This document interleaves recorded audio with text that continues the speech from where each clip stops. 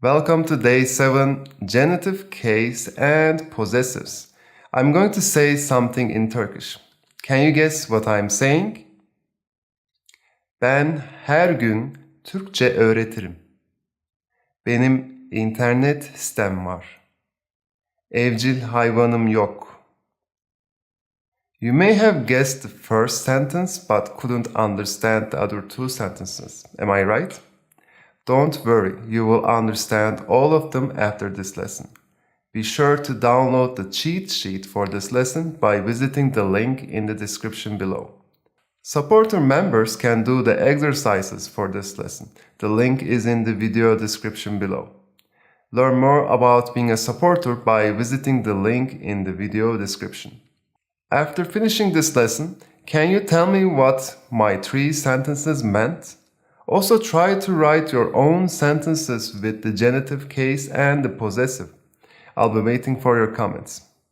Okay, let's get started. In English, if we wanted to mark a noun as the possessor, the owner of another noun, we would do by adding the s to the possessor noun, the first noun, and that would be enough. If you want to show possession in Turkish, we need to add a genitive case suffix to the possessor and the possessor marker to the possessed noun.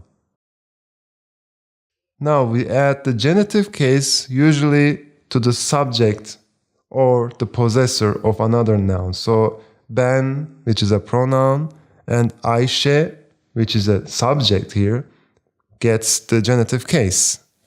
The possessed always gets the possessive marker. For example, araba. If you want to say my car, we say arabam. For kalem, if you want to say the pencil or someone else's pencil, we say kalemi. Please look at the chart to see how possessive adjectives are made.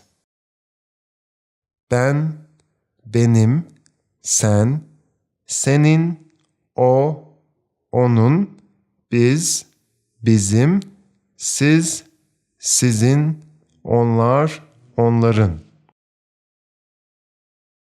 The possessed markers that come after the possessive adjective change according to the possessor adjective and the vowel harmony of the noun. To make more sense of this chart, let's see some sentence examples. Benim arabam. Senin bisikletin. Onların okulu. Bizim evimiz. Onun adı.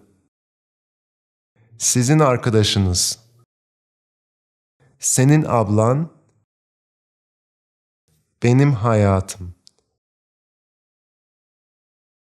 We don't always have to use the possessive adjectives in front of a possessed noun because the case markers after the possessed indicate already who it belongs to. Arabam. Bisikletin. Apart from personal adjectives, the genitive case can also be used with proper nouns. Ahmet'in arabası. Burak'ın annesi. Ayşe'nin evi. Leyla'nın arkadaşı. When we're using the genitive case marker with special names, an apostrophe needs to be used between the marker and the noun. If you also notice the last 2 examples, if the possessor ends in a vowel, then a buffer letter ne is added between the noun and the marker to create a harmony. Another point you need to be careful with is when you add the possessive marker to a word ending with a consonant, be aware of consonant assimilation.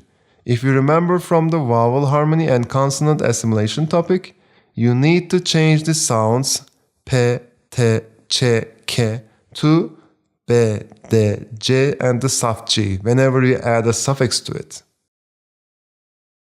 Ayşe'nin kitabı. Arabanın rengi. Arkadaşımın çocuğu. Zeynep'in sözlüğü.